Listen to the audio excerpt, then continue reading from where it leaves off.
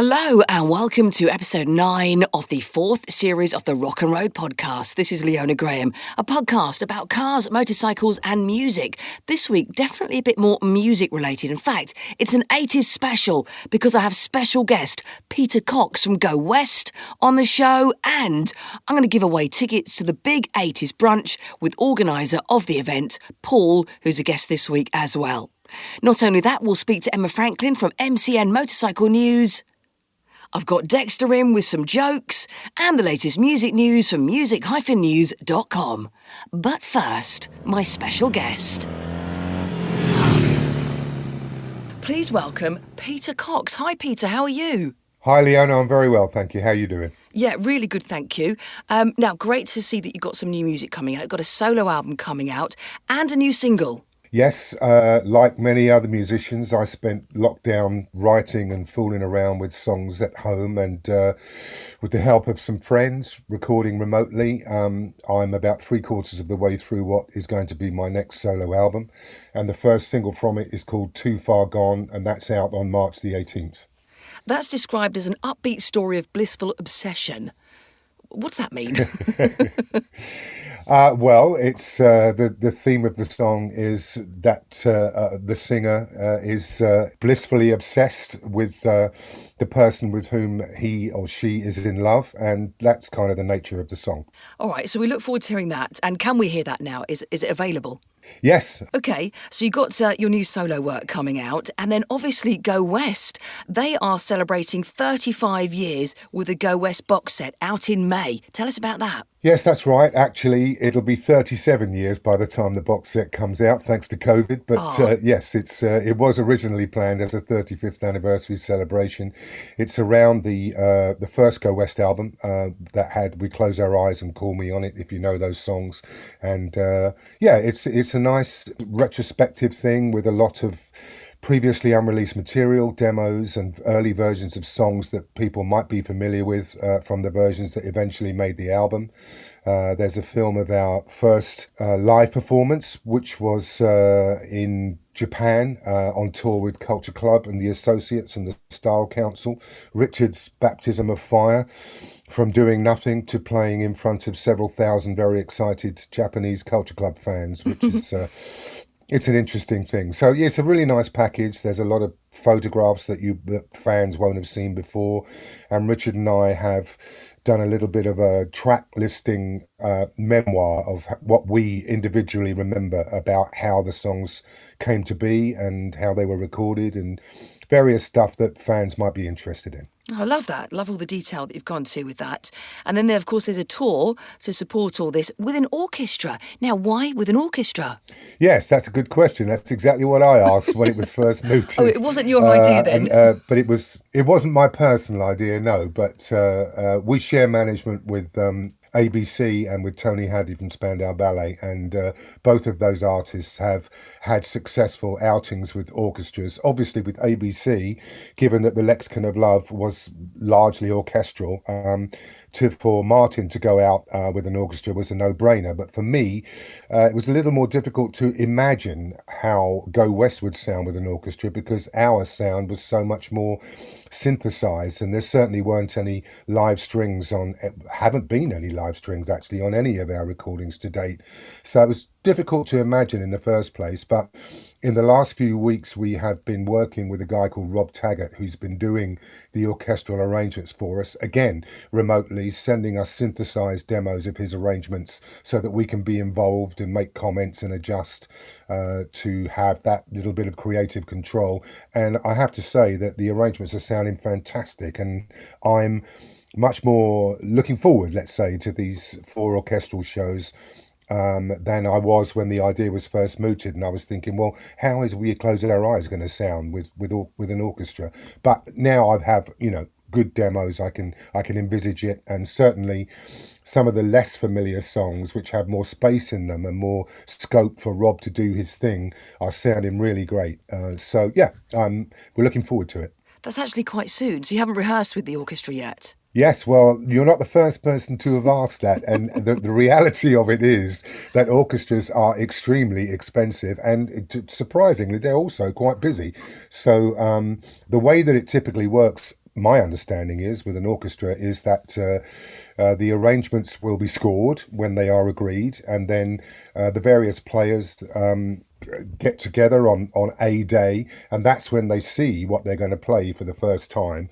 So we will have a rehearsal with the orchestra, but orchestral players, and again, I'm as much of a layman as anybody else on this subject, but my understanding is orchestral players, obviously they play the score that's in front of them on the paper, so it's not as much of an interactive kind of situation as it might be with an electric band, for example. Yeah. The players play the dots on the paper, and yes, it'll be You can't by go the off on time we're some on wild stage. tangent then. You've got to stick to it. Well, that's how those players operate. That is my understanding. If I'm insulting any orchestral players out there, I apologise wholeheartedly. But it'll be as much of a new experience for us when the audience are hearing it for the first time as well. So yes. That's incredible. Well, that takes place from March the 16th to the 20th. And then you've got various venues lined up over the summer, different festivals and things. So it does look really busy and exciting. Are you looking forward to getting back out on the road? Well, we have played some shows. We did some summer festivals towards the end of last year, and that was a quite an unusual experience. Walking out on stage and seeing thousands of people and not a mask in sight for the first time, which only really reinforced the idea that people were so ready to get back to having that experience and hearing live music and being together and celebrating in that way. And I should say also that after our orchestral dates, we are on the road with Paul Young on a co-headlining tour in May. We're playing about a dozen shows up and down the country. So that's going to be fun as well. Yeah, that's brilliant. Some live dates with Paul Young starting on the 14th of May in Gateshead, then we're off to York, Liverpool, Hastings and all around the country, concluding in Glasgow on the 31st of May. Now, sticking with Go West, I want to know, what is your favourite Go West song? Well, I've told this story a few times, so forgive me if you've heard it before, but we tried for a long time to get a record deal, and the answer that we typically were getting from labels was, we love what you're doing, but we don't hear a single. So Richard and I then wrote a song called Call Me, which was an attempt to write something which we thought would be deemed commercial by the labels, and indeed that was the song that got us through the door. And then, for reasons that escape me, the label didn't want Call Me to get lost in the shuffle as a first release by a new band. So they invited Richard and myself to choose our debut single. And we chose to be Close Our Eyes, and it was the most successful single from that album. So I've got a soft spot for that song. Yeah. Well, funnily enough, I have that one. I was one of the people that bought it in the 80s, and I've still got it on vinyl. Thank you very much. Much appreciated.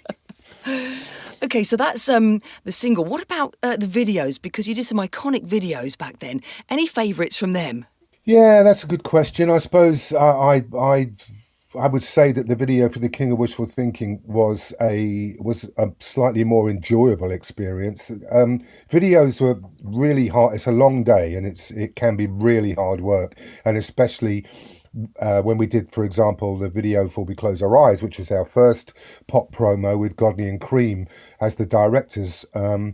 They were very smart. They knew that neither Richard nor I had any performance experience, not in front of a camera. And of course, I had all the attendant nerves and adrenaline of, oh dear, I'm doing this and it's got to be good. And what am I going to do? And they were pretty fierce in their direction and control of what we were doing, but it worked out okay.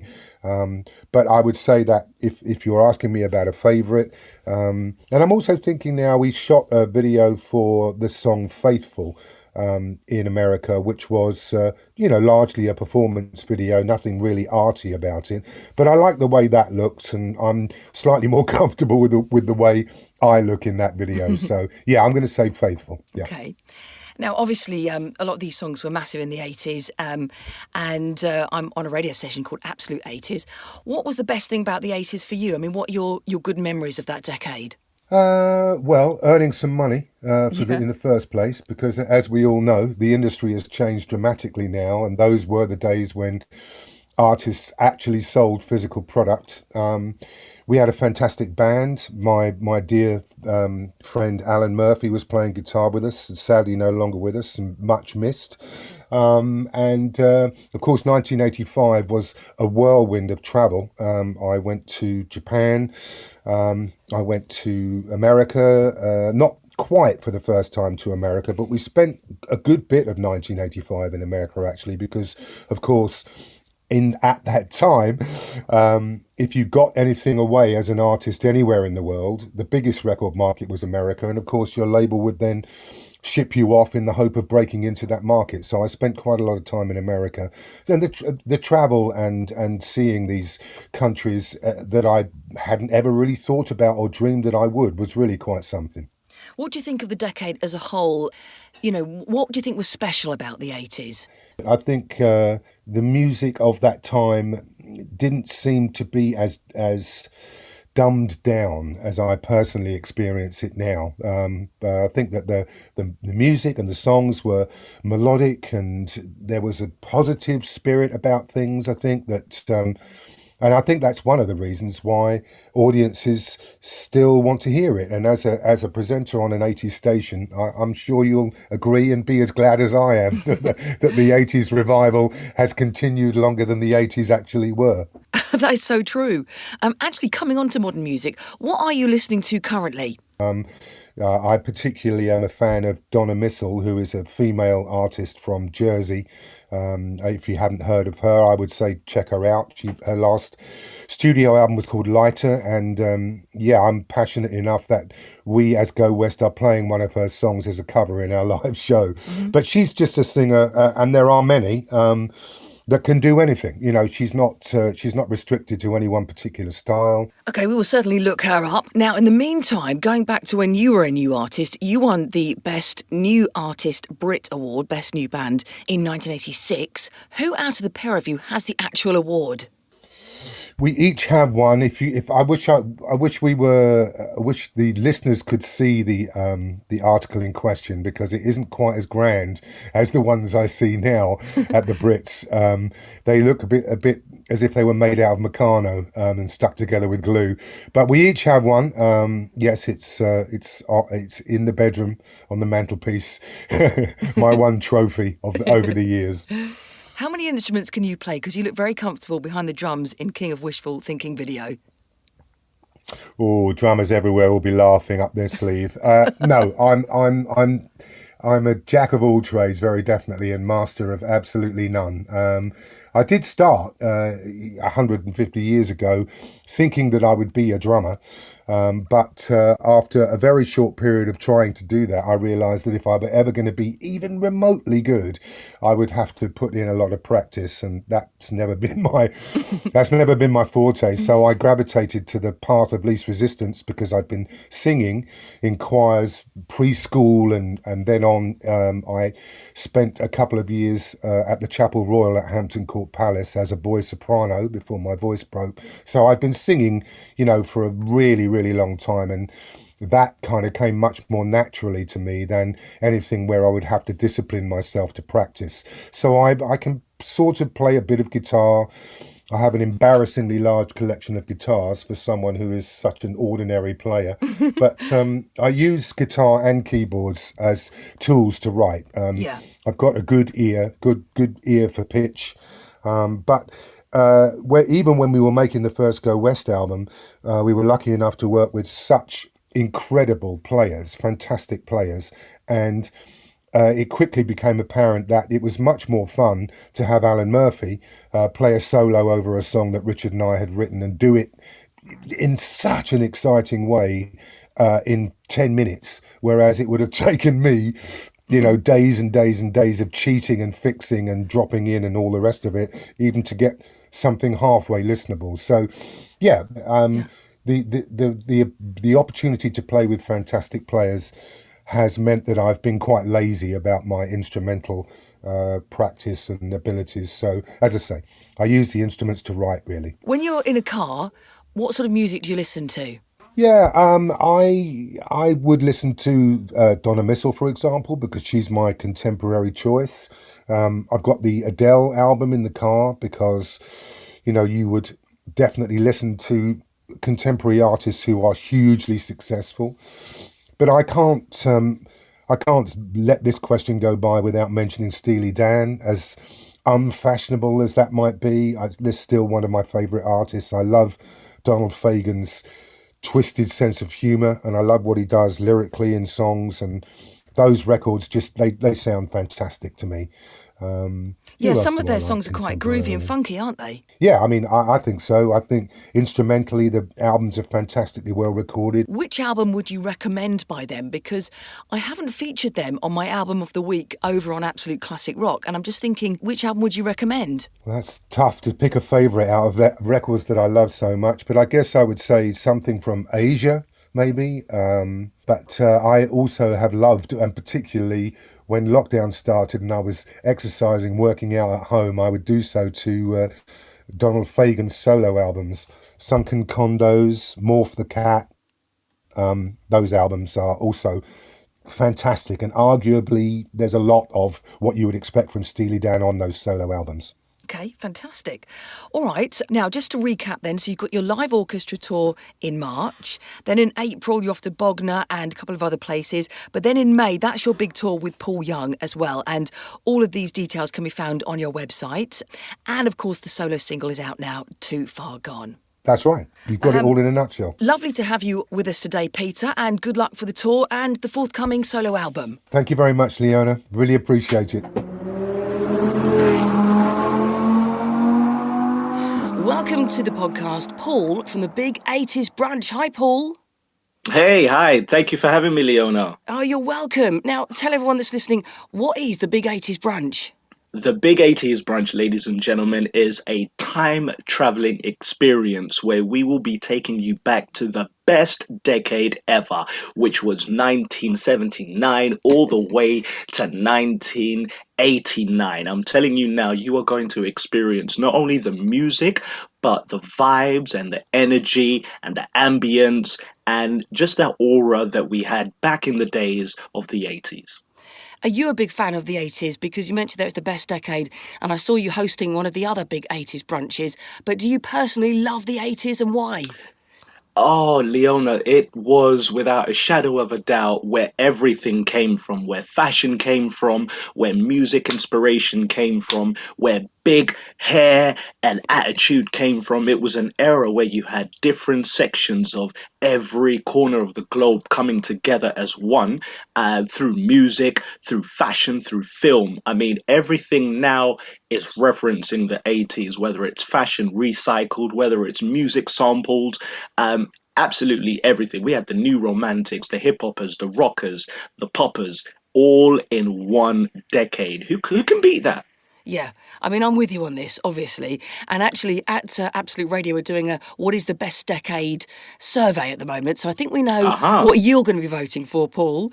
You already know. But if you came to the Big 80s Brunch, what can people expect and what times it start and finish and when? Tell us all about it. So, if you love the 80s, if you love anything inspired by the 80s, whether it's fashion, film, or people, please, and music especially, come down to the 80s Brunch, the Big 80s Brunch. It's on Sunday, the 10th of April, from midday until 5 p.m. We are going to have music inspired by the 80s from the 80s. We're going to have fashion. You're going to be fed a 2-course meal. We're going to have a Milli Vanilli lip sync battle where you can lip sync any of the 80s hits that you want. We're going to have an 80s fashion show. We're going to show off the outfits from the best decade ever. And then we're going to have a break dance off where we're going to battle two sides of the rooms versus the other in a friendly, competitive dance off to all the break dancing hits. We're going to have new romantics, the poppers, the rockers, and the hip hoppers all in one fun-filled afternoon. And we're going to have special guest DJ Leona Graham. Wonder who that is. So I'm going to be on at about 2 o'clock, aren't I? And I'm going to play an hour of just 80s hits and just join in the fun, right. really. It's going to be amazing. So you're going to give away some tickets. I believe you've got 2 pairs to give away. Yes, so I've got 2 pairs of tickets to give away. Bring yourself, your partner, yourself, and a friend, whoever that loves the 80s. And all I ask is a simple question. I need you to name me 3 Tom Hanks movies from the 80s. Simple as that. Oh, okay. 3 Tom Hanks films from the 80s. We're talking 1980 all the way to 1989. Just three. Okay. So how do you enter that? Is it best to go on the socials? Hit up the socials. The first person to either DM us, put it in the comments, or hit us up on our Facebook page, The Big 80s Brunch. All you've got to do is comment on any particular post that you see, and we're going to pick them at random and then send them 2 pairs of tickets to the Big 80s Brunch, Sunday the 10th of April, Proud City, and it's going to be 12 p.m. till 5. You're going to have the best Sunday afternoon ever. Yeah, Proud City is up near Fenchurch Street, isn't it? The nearest tube station is Monument. Right across the road from Fenchurch Street back entrance. And then the winner will be decided on our socials. Make sure you follow the Big 80s Brunch on Instagram. Also, the Big 80s Brunch fan page on Facebook. And we also have a link to all the tickets at thebig80sbrunch.com. So make sure you check the tickets out, thebig80sbrunch.com. So, Paul, when does the competition close? The competition will close on Sunday, the 13th of March, midnight. Hurry up and make sure you collect your answers correctly. Paul, just before we go, what is the best car from the 80s? Ooh, it's either got to be a cross between Kit and the DeLorean, but I'm going to have to go for the DeLorean. Do you know what? I'm glad you mentioned Kit. I love that programme, Knight Rider. I'm going for Knight Rider. So there we go. Ooh. Thank you, Paul. Thank you very much, Leona. The MCN Minute on the Rock and Road Podcast. Welcome to the podcast, Emma Franklin from MCN. Hi, Emma. How are you? I'm really well, Leona. How are you? Good, thank you. Now, before we proceed, I want to ask you, do you like the 80s? I love the 80s. You know, I was born in 81, so just about qualified. But yeah, my mum and dad just exposed me to loads of 80s music, and I love everything about it, really. The fashion, the bad hair, and all those amazing sort of like 80s sort of electro pop. Great lyrics, and yeah, I love it all. You love a bit of 80s electro pop? Yeah, Brilliant. definitely. Okay, well, I'll let you move out of your, move into your comfort zone now and back onto motorbikes. And what is going on in the paper this week? So this week we've got a bit of a super naked trip going on because our Michael Neves, who's our chief road tester, has been in sunny Spain, and he's been riding the new 2022 Yamaha MT10. Can I just interrupt here, right? Now, a lot of people listening to my podcast aren't necessarily bikers. Please explain, what do you mean by super naked? Okay, so a super naked, it's basically a sporty performance bike, but it doesn't have a fairing, so it doesn't have a lot of plastics on it. So it'll have minimal sort of bodywork, and it'll generally have flat handlebars, so it looks sort of quite purposeful. And it comes from, they used to be called Street Fighters, and there was a fashion for the Street Fighter bikes in the sort of 70s and early 80s, where people were crashing sports bikes and then just taking all the crash bodywork off them and turning them from race bikes into sort of like street performance bikes. So after a while, the manufacturers sort of clocked onto this fashion, and factory Street Fighters and super nakeds were born. So yeah, history there as well. A bit of history for you. Okay, all right, so back to that then. Yeah, so Nevesy's been in Spain. He's been riding the 2022 MT10, so it's been given a bit of a restyle, and it's got a bit more power and torque than before, and it's got a lot more refined electronics. So yeah, we've got like the first test of that in this week's issue, and we've also got our MCN 250 as well, which also contains super nakeds in the form of the Italian contingent. So we've got the MV Agusta Brutale 800, the Ducati Street Fighter V2, and also Aprilia's 209 V4. So yeah, there's something for everyone there. Okay, so the next paper is out Wednesday? Yep, Wednesday, every Wednesday. Okay, we will look forward to it then. Thank you, Emma. Oh, brilliant, thank you. The MCN Minute on the Rock and Road Podcast. Buy the latest issue in store and online at motorcyclenews.com. Hi, Dexter. Hi. Hi, what's been happening? Oh, we did some gardening. We went to this grass. What is it called? Garden centre. Gardening centre. Grass centre. And there, I got some jokes. 2 jokes. Oh, come on then. Whoever gets them correct, just say it on Twitter. What Check you out. What do you call a cow that is in a band? Oh, don't know. What do you call a cow that's in a band? A musician. Love it. Okay, what's the next joke? Next joke is knock knock. Who's there? Europe. Europe who? No, Europe. Oh, that one's funny. It was always gets you. And I got one more joke for the specials. What do you call a cat that always plays guitar? What do you call a cat that always plays guitar? I don't know. A meow magician. Because a cat... Did you just make that one up? Yeah, I just Right, made go that on, up. out. Ha, fine. Oh, send it on Twitter if you get it correct. That one was terrible. Out.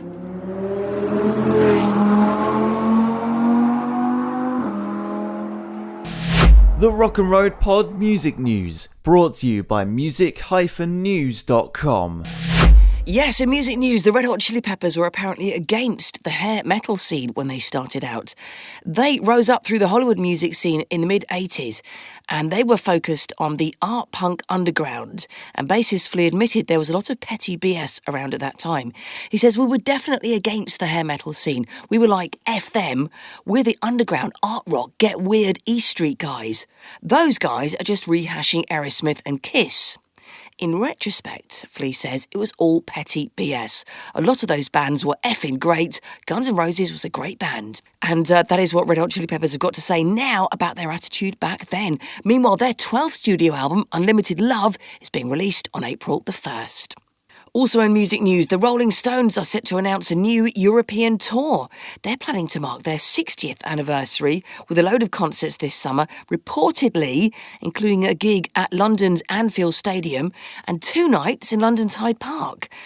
Full details to be confirmed about that on 14th of March, so I'll keep you posted whether that will happen or not. Couple of albums that have just come out. Marillion, An Hour Before It's Dark, and the Stereophonics Ucha, worth having a listen to. Out from next week, or later on this week, 9th of March, Bryan Adams' So Happy It Hurts, and Feeder are back with a new album called Torpedo. And judging by the first single from it, it's going to be brilliant. So look out for them. Don't forget albums. That is what music is all about. Albums, albums, and more albums. Well, thank you for listening to the podcast this week. I want to find out about electric vehicles for large families. If anybody has an electric vehicle for a large family 7-seater, let me know. I'd love to do an episode on them. Are you thinking of going electric with all the petrol price rises? I'd love to hear from you as well on the socials at Rock and Road Pod. That's it from me this week. Have a look at me on the TV on Saturday. I'm going to be riding a motorbike, leading the way for the England rugby team as they head to Twickenham for their match against Ireland.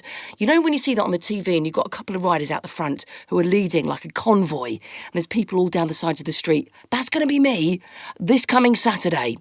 And I'm really nervous about it because I've got to go really slowly, something I'm not good at. I'm worried I'm just going to drop the bike or something's going to go wrong. I'm going to embarrass myself. But remember to look out for me. I'll try and wave. Catch you next time on the Rock and Road Pod.